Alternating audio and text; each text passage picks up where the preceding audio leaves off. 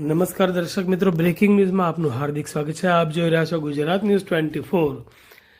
ડભોઈ પંથક સફેદ ચાદરમાં લપેટાયું। નવા વર્ષની શરૂઆતમાં જ ગાઢ ધુમ્મસને કારણે જનજીવન પ્રભાવિત। ડભોઈ નવા વર્ષના 2026ની શરૂઆત સાથે જ ડભોઈ શહેર અને સમગ્ર તાલુકામાં કુદરતનો અનોખો મિજાજ જોવા મળી રહ્યો છે। આજે વહેલી સવારથી જ સમગ્ર પંથકમાં ગાઢ ધુમ્મસની સફેદ ચાદરમાં ડભોઈ શહેર લપેટાઈ ગયું હતું। આકાશી ધુમ્મસ એટલું પ્રબળ હતું કે સવારના 9 વાગ્યા સુધી પણ દ્રશ્યતા નહિવત જેવી રહી। વાહન ચાલકોની મુશ્કેલીમાં વધારો થયો, પરંતુ નજારો સુંદર જોવા મળ્યો।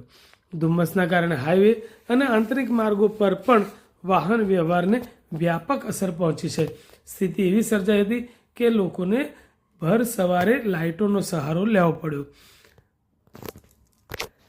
ઝીરો વિઝિબિલિટી હોવાથી સામેથી આવતું વાહન એકદમ નજીક આવે ત્યારે જ દેખાતું હોવાથી અકસ્માતનો ભય પણ વધ્યો હતો અને પ્રકૃતિનું સૌંદર્ય નિખર્યું હતું।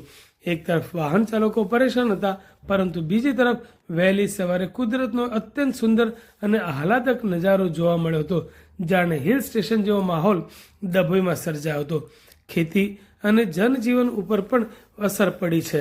વહેલી સવારની આ ગુલાબી ઠંડી અને ઝાકળ વર્ષાને કારણે જનજીવન પર અસર જોવા મળી હતી।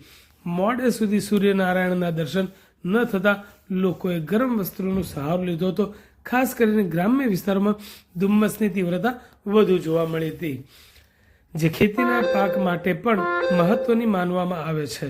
વાહન ચાલકોને સલાહ આપવામાં આવે છે કે ધુમ્મસના સમયે વાહનની ગતિ ધીમી રાખવી અને પાર્કિંગ લાઇટ અથવા ફોગ લાઇટનો સતત ઉપયોગ કરવો, જેથી સુરક્ષિત મુસાફરી કરી શકાય।